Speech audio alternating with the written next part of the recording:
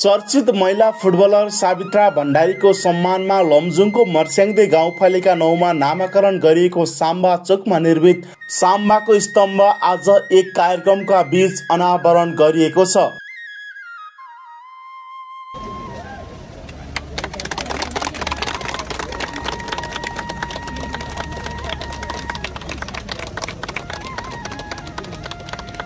लमजुङको मर्स्याङ्दे गाउँपालिका 9 स्थित खुदी बजार चोकलाई साम्बा चोक नामाकरण गरिएको हो।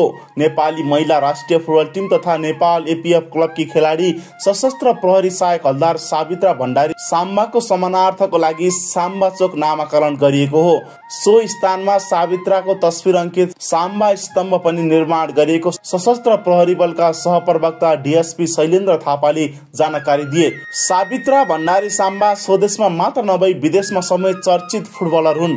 हाल उनी फ्रान्सको शीर्ष डिभिजन लिग फुटबल क्लब एना भान गेङ्गापमा आबद्ध छिन्। साम्बा स्तम्भको मर्स्याङ्दे गाउँपालिका अध्यक्ष अर्जुन गुरुङले आज जेठ 5 गते उद्घाटन गरेका हुन्। उद्घाटन कार्यक्रममा लमजुङ जिल्लाका प्रमुख जिल्ला अधिकारी माधव प्रसाद पोखरेल, मर्स्याङ्दे गाउँपालिका 9 का अध्यक्ष हरिश्चन्द्र थापा लगायत स्थानीयहरूको उपस्थित रहेको थियो। साथै कार्यक्रममा राष्ट्रिय फुटबल खेलाडी सशस्त्र प्रहरी सहायक हवल्दार सावित्रा भण्डारी साम्बाका बुबा आमालाई समेत सम्मान गरिएको छ।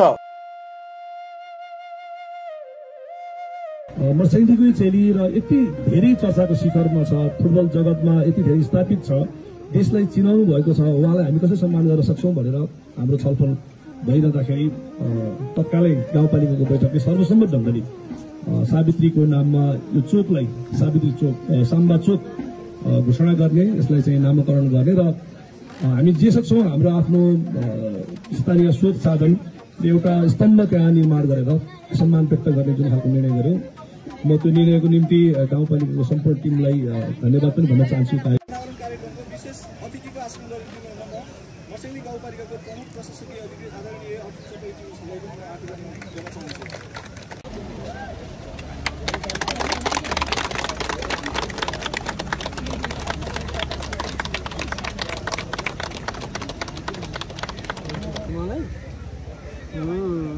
यो अन्तर्राष्ट्रिय नाम राखेकामा पहिलोप्रथम छोरीलाई नै धन्यवाद दिन चाहन्छु। किनभने उसले नाम राखेर देशको नाम राखिदिएर इज्जत कमाएर गाउँको नभएर देशको धरि नाम राखिदिएको धेरै धेरै धन्यवाद छ। एउटा राष्ट्रियको चाहिँ उनी खेलाडी भइन्, राष्ट्रको मात्र नभइकन हाम्रो यो गाउँपालिकाको एउटा चेली भएको कारणले गर्दा उनको सम्मानार्थको लागि हामीले एउटा सम्मान गरेका हौँ।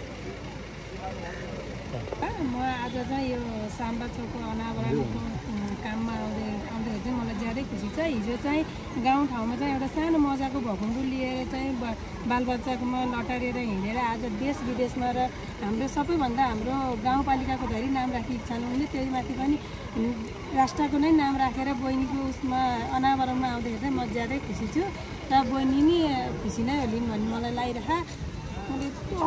पालिका 9 साम्बा चोकमा छौँ। भर्खरै हामीले सावित्री भण्डारी साम्बाको स्तम्भ अनावरण गऱ्यौँ। मर्स्याङ्दे गाउँपालिकाको निर्णयअनुसार साम्बा सावित्री भण्डारीले जुन खालको योगदान पुर्यायो राष्ट्रको निम्ति फुटबल जगतबाट, त्यसको सम्मानार्थ हामीले यो कार्यक्रम आज सम्पन्न गऱ्यौँ। हाम्रो चाहिँ कल्चर कस्तो देखिन्छ भने कुनै पनि व्यक्तिहरूको चाहिँ जसले मुलुकको निम्ति समाजको निम्ति योगदान पुर्याउँछ उनीहरूको मरणोपरान्त चाहिँ उनीहरूलाई सम्मान गर्ने जुन कल्चर छ त्योभन्दा उहाँहरू जीवितै रहँदाखेरि उहाँहरूको चाहिँ त्यो सम्मान हामीले गर्न सक्यौँ भने उहाँलाई थप चाहिँ सम्मान भएको मानिनेछ र त्यो प्रेरणा अरूले पनि लिन सक्छ भनेर यो कार्यक्रम हामीले चाहिँ सम्पन्न गऱ्यौँ। मलाई लाग्छ यति गर्दाखेरि उहाँको त्यो योगदानको चाहिँ कदर हुन्छ र अरू युवाहरूले पनि एउटा चाहिँ प्रेरणाको स्रोत बन्न सक्छ भन्ने हाम्रो अनुमान छ।